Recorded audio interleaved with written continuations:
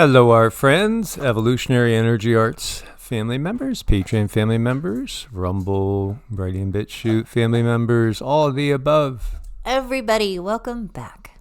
Welcome back, one and all, and that is Sita chopping on a chewy in the morning. This is her big pacifier, so apologize for the noise in the background because we're going to deep dive into some things, but then kind of go to a much simpler level because we can always look at things and go deeper and deeper and deeper and get more and more technical when the answer is really very, very simple, often. Very simple. And so this has been like weighing on me to share some of these things. And, yesterday when we were going to bed, Cindy was channeling. I was mentally going through my head. This is how things work. I'm reading the Bhagavata Purana, which is it's one of the main Hindu holy books. You might have heard of the Vedas, the Upanishads, and then there's the Puranas, which are a series of wisdom books, and they're very interesting. Each one is written in its own perspective, yet gives a piece to the same whole. I think the thing to take away from this is what we've been stressing so much, and really what comes from our guides so much, is that, simply put, you be you. Just be the best version of you can be. But how can you be you if society has told you who you are, and you really don't know who you are? That makes it tough. Yeah, and let me get your take on this. Well, I mean, to me, it's just as simple as you said it. You have to know yourself. You have to know who are you in any given situation to be the best self possible. Throughout my life, having an understanding of my actions and reactions and the ability to self-reflect and make adjustments is allowing me to live a fuller life. It's allowing me to get to the core of what I like. What does Cindy like? What colors does she like? Who does she like? Why does she like? And if you understand these things about yourself, I believe that you can live a fuller life. And in the society that we live in today, there's so much information that is put in front of us that is not of that nature. It has everything to do with everyone else, how somebody else looks better, how somebody else does better, how somebody else is selling this product, how somebody else is selling that product.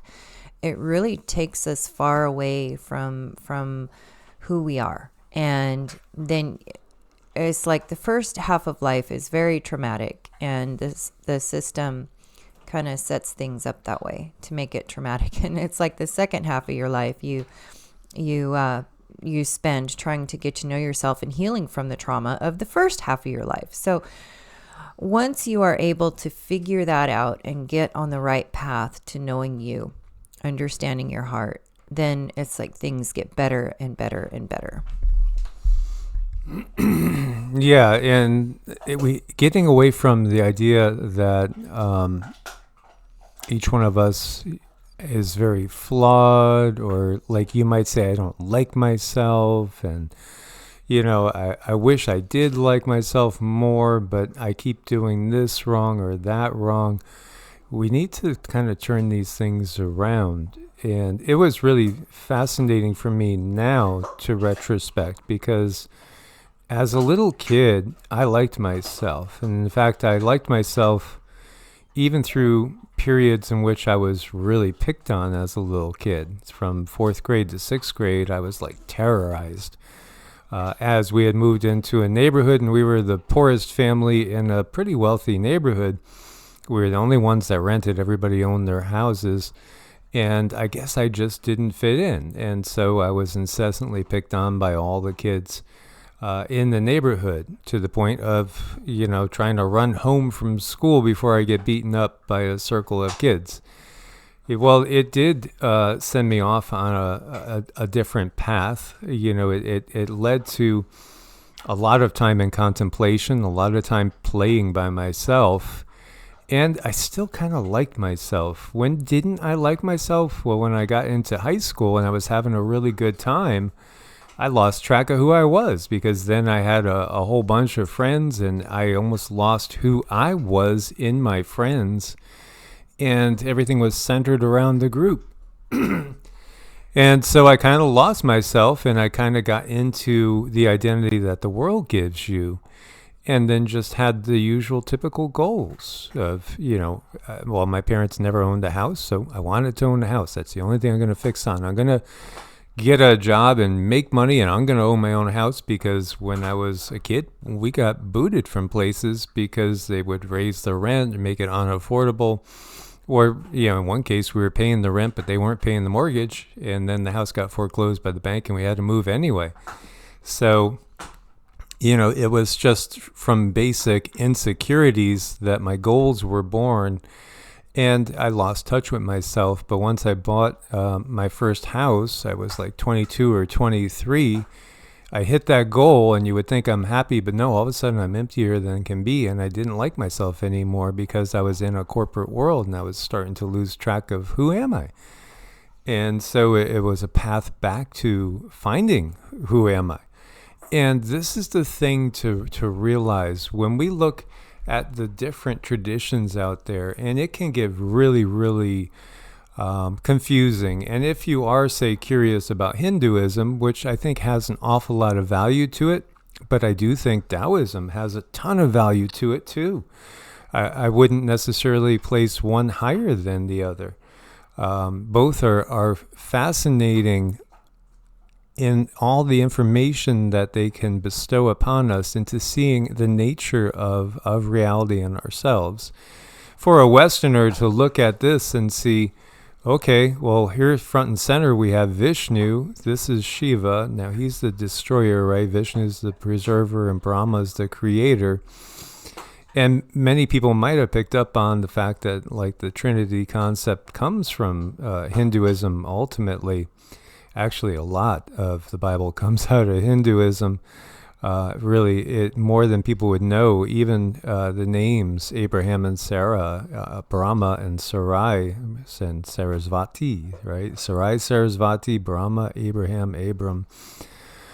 But when we look at this, this just kind of gives you the nature of reality in and of itself. In the Bhagavata Purana I was reading to Cindy, I said, I like the way this was worded. This was so curious.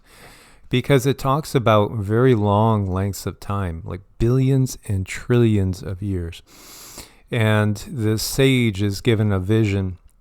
This one sage is so dedicated to discovering his true self. Who is he really? And he has devoted his entire life to discovering, his Atman, so to speak, the higher self.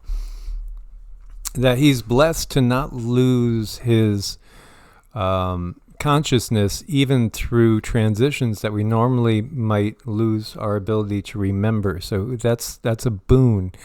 It's interesting.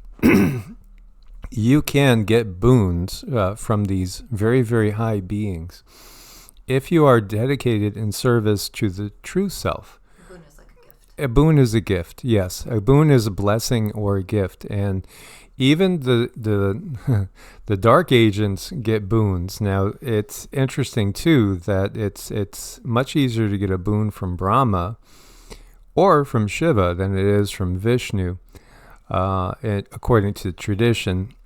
And yet, we do see it happen from time to time, and they want to grant us gifts and blessings. It's really up to us to discover our true purpose. Now, that's the thing. When you look to Hinduism, you see all these different quote-unquote gods, and you automatically think, well, this is polytheism, right? Belief in many gods. Polytheism characterizes virtually all religions other than Judaism, Christianity, and Islam, which share a common tradition of monotheism, belief in one God. But the reality is, when we look deeper, and if you look to Judaism as the root of Christianity and Islam, we see that God is both called El and also called Yahweh. And in fact, there were two distinct separate beings. El was a Canaanite god and a storm god, basically a nature god. Now, Hinduism would recognize these beings as lesser gods. They're not the creator of everything. No, they're not talking about that. These are what you would call planetary elemental beings, and they are all about creating this reality, and they govern this reality. So, they are to be respected. Absolutely. You must, respect beings that are maintaining the reality created by the creator. But yet they're not the single creator of all things. So El, Canaanite storm god, of the natural order, where Yahweh is something very, very different. And in fact, Yahweh has a much lower frequency as an individual that basically we would put as a fourth density being. So even when we're seeing this, just because they single out one entity to say that's going to be the entity that we think, created everything, it still doesn't really explain the difference between polytheism and monotheism, because you will have sects in Hinduism that will, basically worship Shiva as creator of all. Others with Vishnu. In the Bhagavata Purana, it shows the sage, it explains that the sage is able to observe such lengths of time, including the end of a material universe, through thousands of kalpas or ages or complete cycles of the yuga. Through countless cycles of the yuga, he sees Brahma go and lay down inside of Vishnu and go to sleep. And so it's traditional too that there is a period where there is not manifestation on this density of this particular universe that we're in, because ultimately, again, we are living in a single cell. A single cell. There's innumerable cells.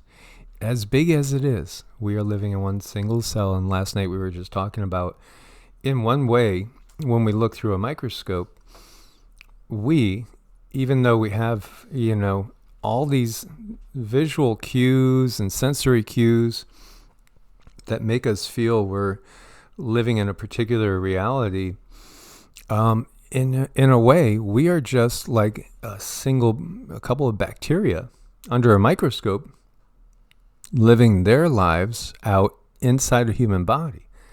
That's really how it is. And so we might look under a microscope and see bacteria moving around and view it from our point of view. But to the bacteria, they might be racing home on the highway to make it home before dinner is burned. Mm-hmm. It's that perspective in which we shift and we change and we can see things from a different level, a different area. And, with that said, the bacteria in our bodies is so important.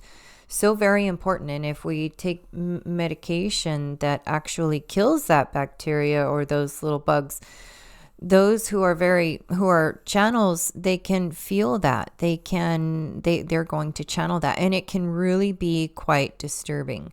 And this really brought it home last night because of my own experiences taking something like antibiotics when I was in a very, very, very dire situation. And the emotions that I felt were very difficult. It was like I knew I was going to die. I was quite certain of it.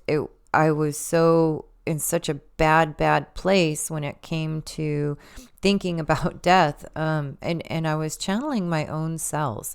So even the little cells and the little bugs and everything in our body, it all has like some type of a thought form, a brain, a process that you can then pick up. So I hope this helps people understand how important it is to take care of your body, and how talking to your body listens. Your cells are listening. You're a one working mechanism.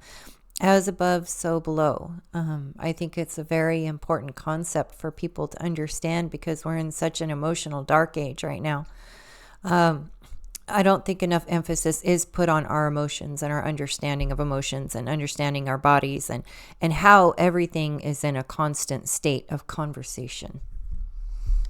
Yes, absolutely. And again, from our perspective, we might look at bacteria and think, how can they be advanced forms of life? But in reality, the the devas, if we're using a term, or it's also worded as the celestials, these beings of a much higher nature than ours, much longer time period that they have been separate from the oneness and experiencing everything from a different perspective. Again, if we look up to the stars seem to be so immense. How would they look at individual humans? Would they even be able to see us, tiny little specks? Yes, they. Well, the reality is, yes, as a much higher, more evolved being with a greater understanding, they can single us all out, and they can view each of us, and they are of a very benevolent nature. And so it is a matter of perspective. It is totally a matter of perspective. One of the things that we can get so just caught up in is dogma. And again, dogma of all sorts, it is sometimes a good starting place, but it's not going to really be a good finishing place, because it'll only take us so far. And in fact, for many, depending on your past life work, you probably don't have any need for dogma at all. Especially now at this point in time when we're coming into Dwapara, or the Bronze Age, everything shifts. So, again, monotheism, the belief in the existence of one God, or in the oneness of God. Distinguished from polytheism as a belief in the existence of many gods, from atheism, the belief that there is no God, and agnosticism, the belief that the existence or non-existence of a god or gods is unknown or unknowable. Well, again, this is all Dark Age theology, Dark Age philosophy. It's not understanding the purpose, which is to know ourselves. Now, there is monism, philosophical theories that answer the many and the one respected to distinct questions. Well, in monism, it's basically thought that everything is part of one consciousness field. Now, yes, there is one consciousness field ultimately out there. Dualism, now there's different ways you can contrast this. As you see, this one's contrasting dualism. Mind and body are distinct and non-identical entities. Monism, mind and body are manifestations of a single substance. Well, there are more than one heaven or heavenly realm in the Hindu tradition.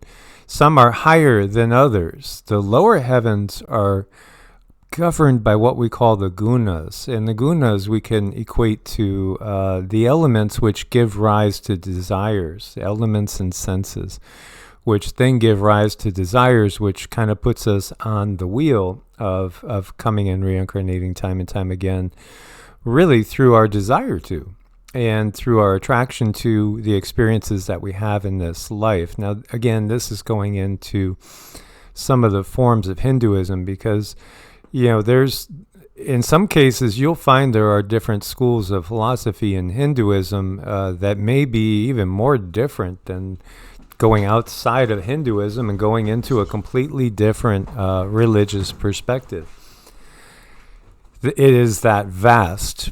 And yes, we can agree to disagree, but really what it is I think, again, it's the individual prism through which people are looking. What is the prism through which you are viewing the world? Because we are fractals of source. We're all fractals of source. Yet we are all unique That's the key word. Unique fractals of source. So you will find things like Kashmiri Shaivism, and then you will find other ideologies in Shaivism, which again are both going to put Shiva first and foremost, but they're viewing Shiva as a totally different thing. See, this is it. We can view things from different perspectives, even when we're talking about the same things. You know what? We're never going to totally agree. This is the beauty, though, of creation.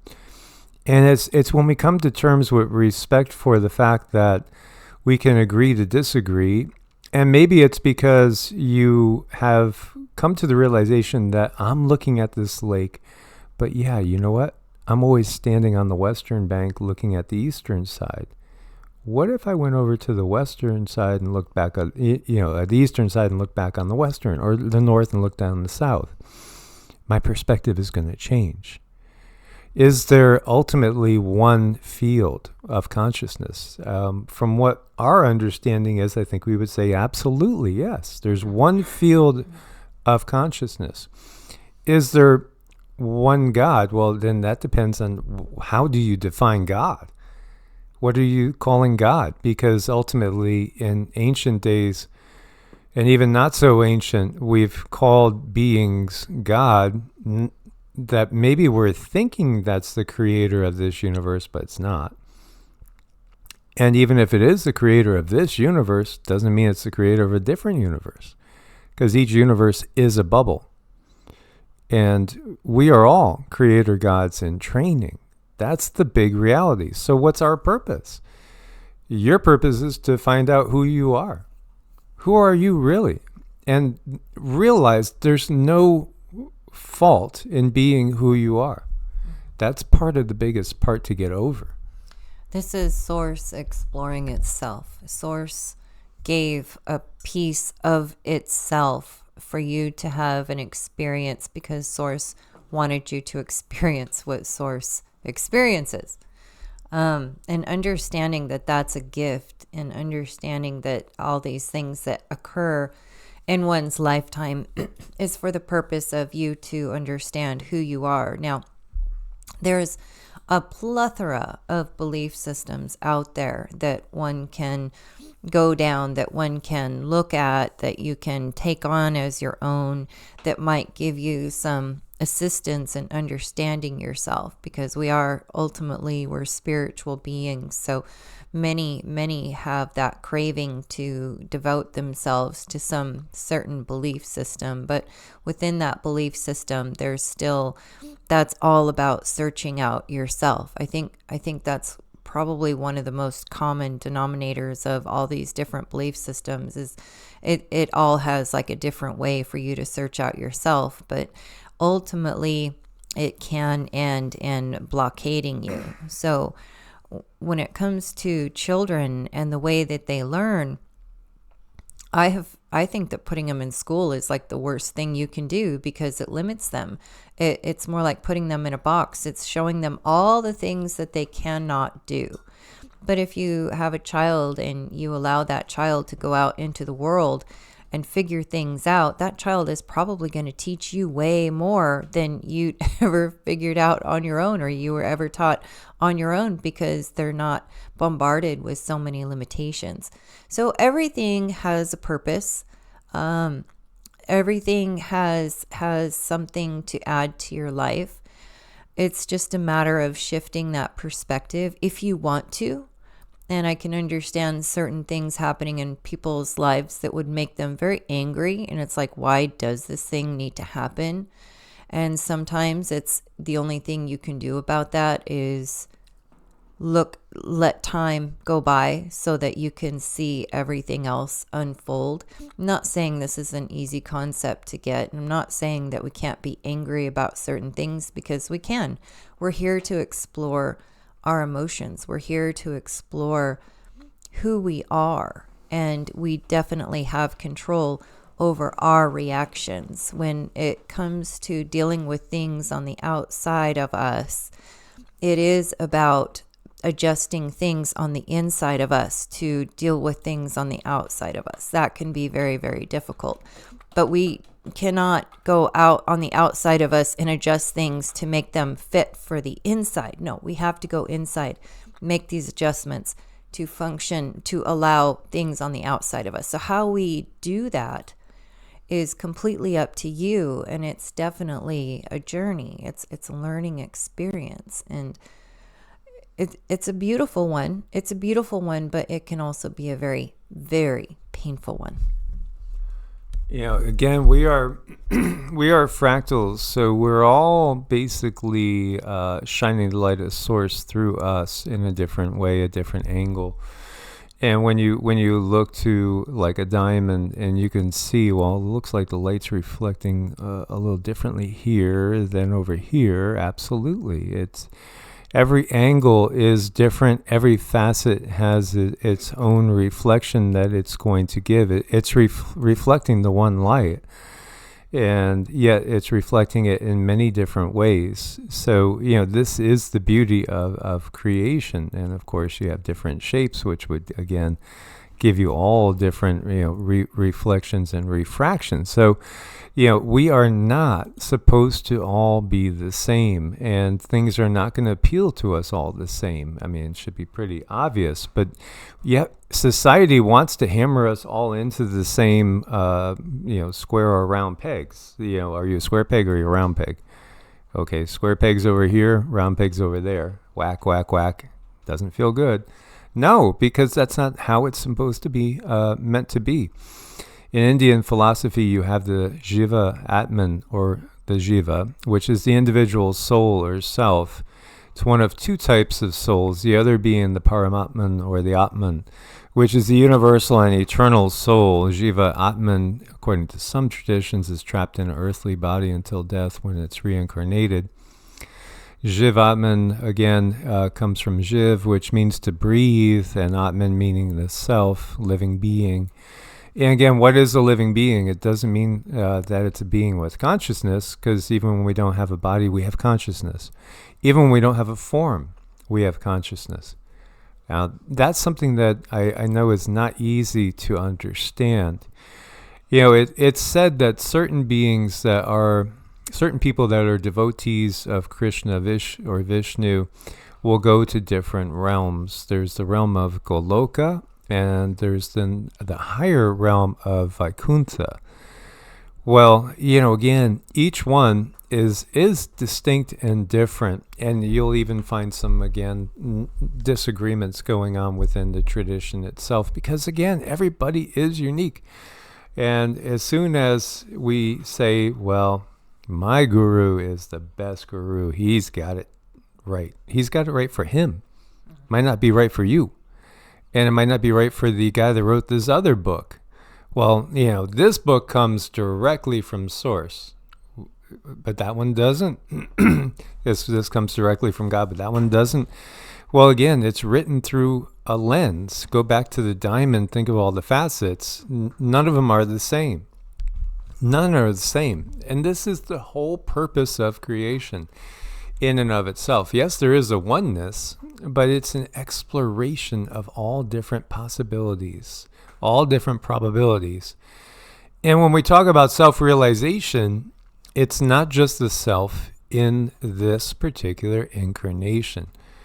So Goloka is a realm or a heaven that is perhaps closer to our own density than Vaikuntha, which is of a higher density. In some schools, it's described, there is what's called Prakrit, which is a substance that's made of the gunas, and the gunas, again, sattva, rajas, and tamas, are elemental in nature, and you could think of them in terms of, again, probably best in terms of elements with the associated emotions going to the elements, of a fiery, watery, or an airy nature, so to speak. And we have senses to sense these elements, which then lend to our desires. And, again, everybody's desire is not the same. Yours might be for cheesecake, somebody else might be for pizza, somebody else might be to just, immerse themselves in a wonderful nature setting. Somebody else might be to just listen to beautiful music all day. Or somebody else might need competition because that's just the nature of themselves. Each is a unique individual. Now, those senses and what we call Prakriti is basically of a lower vibration per se than when we're talking about the higher spiritual nature. So that would be more in terms of Goloka as opposed to Vaikuntha. And there is a totally different form of material of a higher density, of which Vaikuntha and those higher realms are actually formed. So everything that we see, even when we look at the layers of our energy body, is really of this elemental nature. We are formless, and it does, again, you can find that in many different places throughout the Hindu tradition, that ultimately consciousness is formless. Mm-hmm. And just, I love the diamond as an example, because not only does it have so many different facets and it shines in different directions. Look what that poor diamond goes through to get as shiny as it does. I mean, there is a crushing force on that diamond that is unimaginable. And sometimes things happen to us in our life that feel like that crushed diamond, and they hurt. It hurts.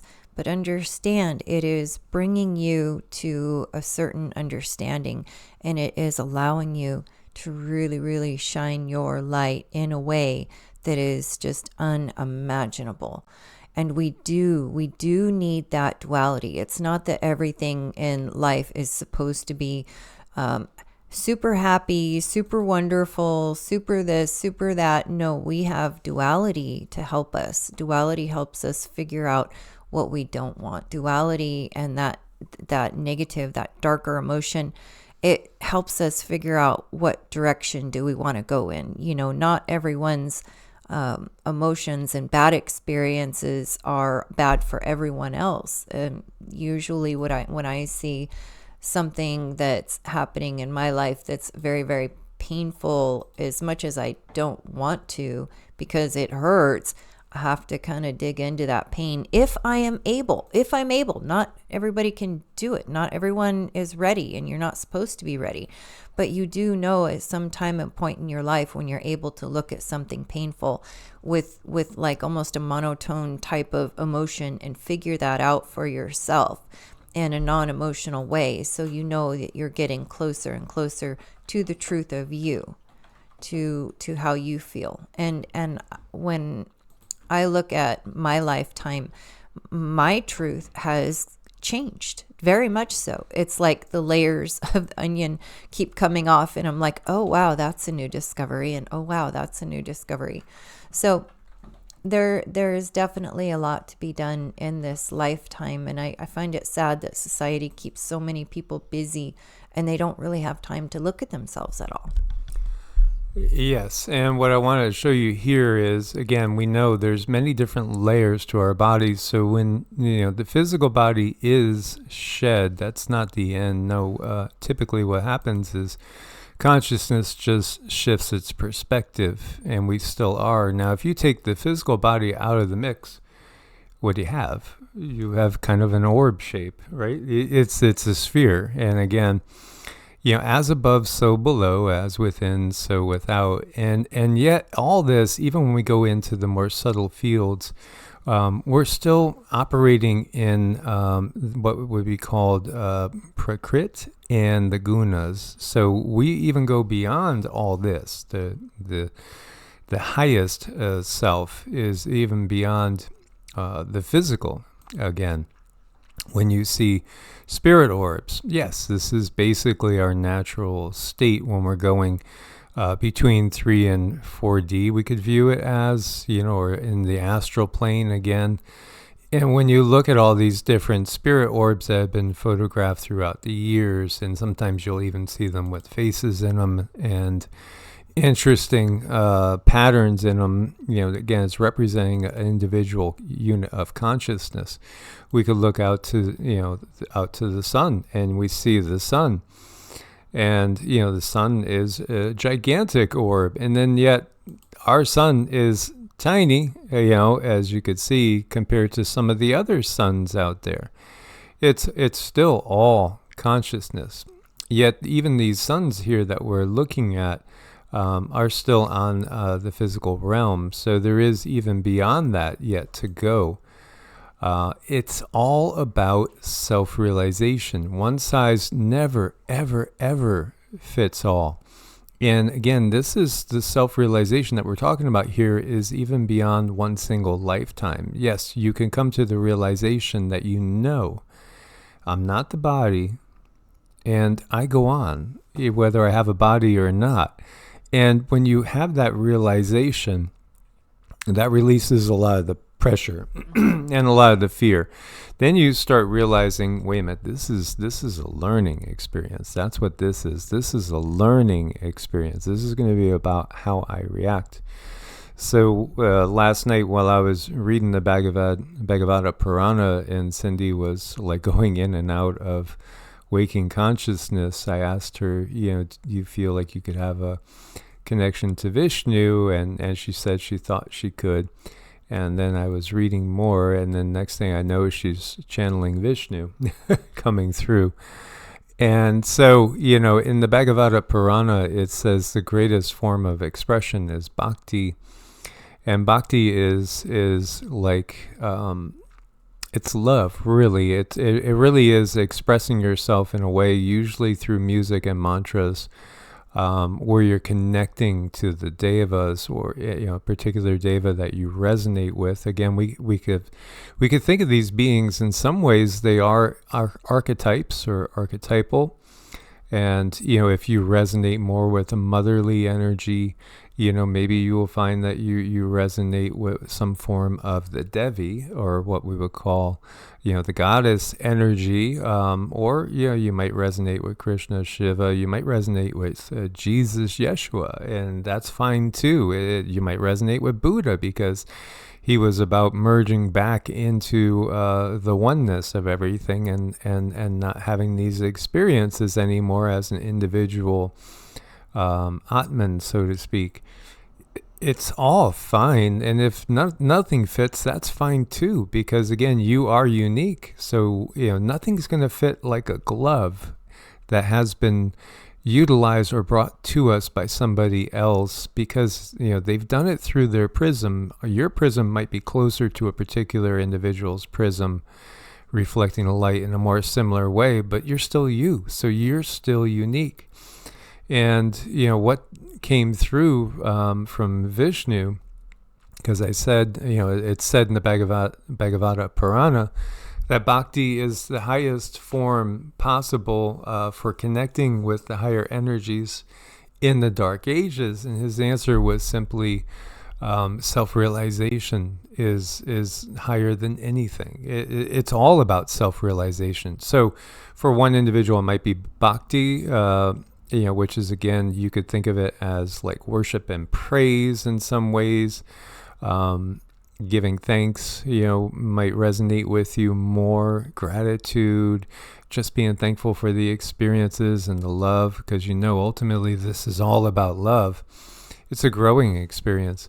And then for others, it might be, again, the path of what's called jnana, or more of a wisdom path. Maybe you're somebody that likes to study and likes to analyze, and you're just more drawn to books in that sense, a little bit more analytical path. Or, it could be anything. It could be any combination thereof.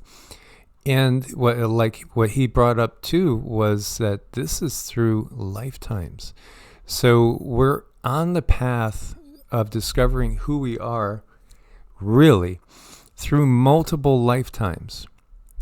This got me thinking about the movie Dark City in a way. In a negative way, you have aliens doing experiments on humans, taking humans from a position where maybe they're wealthy and sticking them in poverty and seeing how they react in order to discover what's unique about the human soul. But in reality, we do that to ourselves in so many ways. So, you might find that your Vedic chart is showing that you're never going to have money in this life. Well, it could be because you were a king or a queen, or you were part of the insider's secret circle in some secret society, and you want nothing to do with that anymore. You want to get far away from that. So you don't want to have any temptations in this life along those lines. So you incarnate, say, into Yemen or somewhere in sub-Saharan Africa. Again, this is the individuals. And when we say individual, the individual souls journey on finding out who am I as a unique aspect of source. And growing yourself, building yourself, exploring yourself. And with each life, you're creating a mind. And with each mind, you have that ability when you're out of body to go back and see these different lives. It's not like you lose anything at all.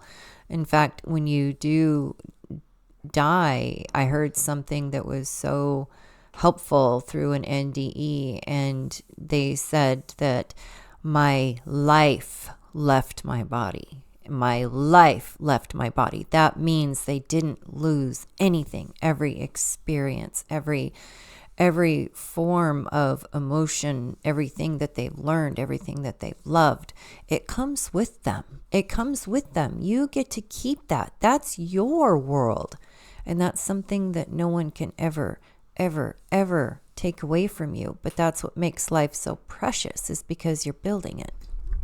And this is the other big thing that you got recently to share with people, was that each life is a unique world that can be revisited time and time again once we're out of the body. Right, because there is no time. You can go any direction that you want. You are no longer in this box of time where you can just go linear. It's not like that anymore. You can go whichever direction you want to go. Think of an orb, and an orb, those rays of light can go in any direction, and it's exactly what that means. Also, if a loved one does pass away, it's not like that loved one can only be with one person at a time. Their ray of light, think of the sunshine, their ray of light can shine down to 10 different people at once, 15 different people at once. You're no longer bound by the laws of this construct. Yes, absolutely. So, as a little kid, I always thought, how could Santa be everywhere at once? It's an impossibility. Well, in a physical body, yes, it's impossible. Out of the physical body, no, we can all do that. Indeed. I hope you guys got something from this. Look forward to your comments. We love you guys. Thank you for being on this journey. Source bless and namaste. Namaste.